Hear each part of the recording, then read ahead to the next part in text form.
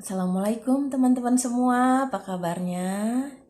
Hari ini hari pertama puasa ya. Semoga kalian semuanya bisa menjalankan ibadah puasa dengan baik dan lancar. Oke teman-teman semua, di video kali ini saya tidak menceritakan pengalaman pribadi saya ya, tapi saya akan menceritakan kisah sepupu ibu saya ya, adik sepupu ibu saya. Bibi kalau saya panggilnya jadinya ya. Jadi ceritanya seperti ini ya guys. Di keluarga mereka, keluarga ibu saya ya. Ibu saya itu punya orang tua perempuan ya. Dan bibi saya ini punya orang tuanya laki-laki. Jadi orang tua mereka ini saudara kandung seperti itu ya. Nah, jadi ibu saya dan bibi ini adalah saudara sepupu. Nah, namanya adik sepupu ibu saya ini adalah Bitati ya.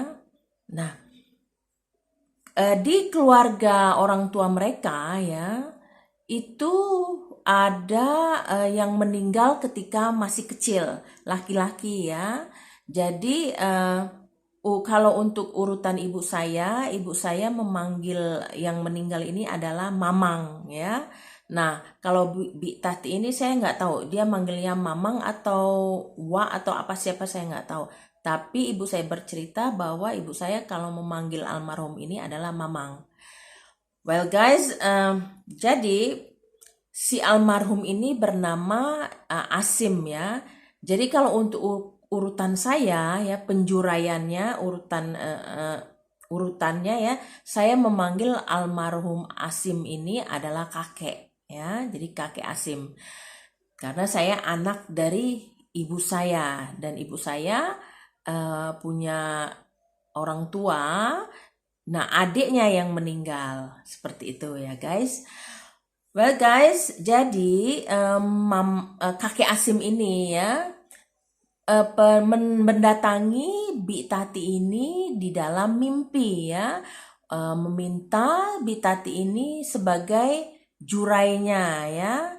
Nah, jadi di dalam mimpi itu ya, saya tidak tahu detail bagaimana mereka berkomunikasi, tapi di dalam mimpi tersebut Mang Asim ini bagi mereka Mamang, bagi saya kakek ya, si kakek Asim ini meminta Bi Tati sebagai keturunannya, jurainya gitu, diangkat menjadi keturunannya seperti itu ya. Nah, teman-teman, kita jangan menyepelekan sesuatu yang menurut kita tidak logis ya. Jadi pernah suatu waktu si Bi Tati ini punya anak ya yang bernama Erik namanya, laki-laki. Nah, saya dan Erik ini jadinya untuk pertalian keluarganya, penjuraiannya itu kami, saya dan Erik itu adalah sepupu.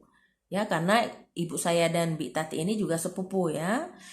So, pernah si Erik ini waktu itu entah ya dia masih SD apa udah SMP ya, seperti itu ya.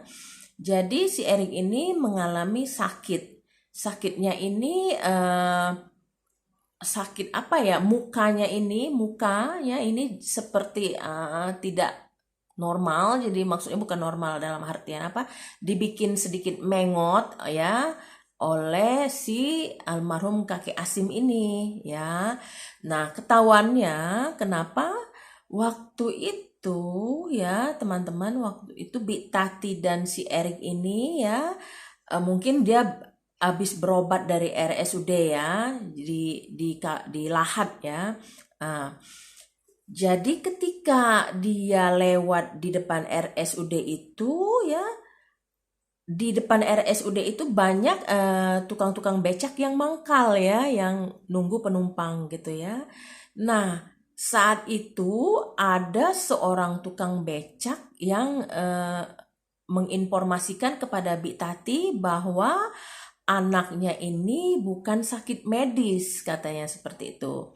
Jadi ada nggak keturunan kalian atau orang tua atau siapa saudara kalian yang sudah meninggal tapi tidak pernah dikunjungi makamnya atau tidak pernah dilihat atau mungkin tidak pernah juga didoakan ya. Seperti itu si tukang becak ini mengadvise si Bik Tati ini ya. Nah, Bik Tati mungkin berpikir sekejap atau sejenak atau mungkin banyak berpikir siapa kira-kira ya. Karena memang udah lama ya si kakek Asim ini mungkin tidak pernah dikunjungi oleh Bik Tati ini ya. Maksudnya makamnya ya. Nah, akhirnya mungkin setelah direka-reka, oh mungkin ini si kakek Asim ini yang tidak pernah dikunjungi oleh Bik Tati ataupun juga jarang didoakan seperti itu ya.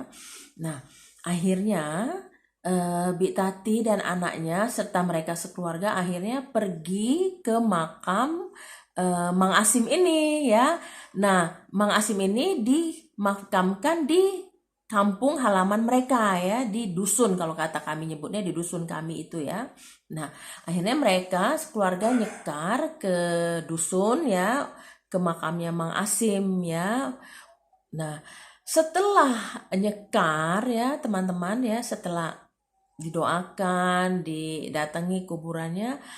Jadi si Erik ini benar-benar akhirnya mukanya ini memang benar-benar kembali normal, sembuh ya guys. Nah, secara logis ya, masa sih ya almarhum kakek Asim ini kok bisa gitu ya mengganggu anaknya Bik Tati ini ya. Tapi mungkin juga ini sebagai pengingat buat kita-kita juga ya, buat Bik Tati ya, bahwa mungkin karena tidak pernah didatangi makamnya atau mungkin jarang didoakan, akhirnya dia mencari perhatian dengan menjahili anaknya Bik Tati ini ya. Nah, mungkin seperti itu ya guys. Well, setelah mereka berkunjung atau nyekar ke makamnya kakek Asim ini, alhamdulillah ya si Erik ini akhirnya sembuh ya guys. Nah, mungkin berkat si tukang beca inilah ya mereka tahu ya bahwa anak mereka sepupu saya ini si Erik ini bukan penyakit medis ya guys. Well guys, saya tidak pernah tahu ya di daerah kalian atau di keluarga kalian ada tidak pengalaman seperti ini ya. Uh, Mungkin ada ya yang persis pengalamannya seperti ini. Nah kebetulan guys, saya ada adik yang meninggal ya ketika dia masih berumur 17 tahun. Jadi dia meninggal bujang, masih bujang ya. So far ya sejauh ini alhamdulillah adik saya ini tidak pernah datang ke dalam mimpi kami atau ke dalam mimpi dari anak-anak kami ya untuk diangkat menjadi jurai untuk dia ya. So far sih enggak ya. I don't know for the next ya. Saya nggak tahu untuk kedepannya ya. Well guys, this is not karangan ya. Ini bukan sebuah karangan, tapi ini sebuah kisah nyata yang terjadi kepada bibi saya ya. Nah, oke. Cerita saya di video kali ini hanya sampai di sini saja ya.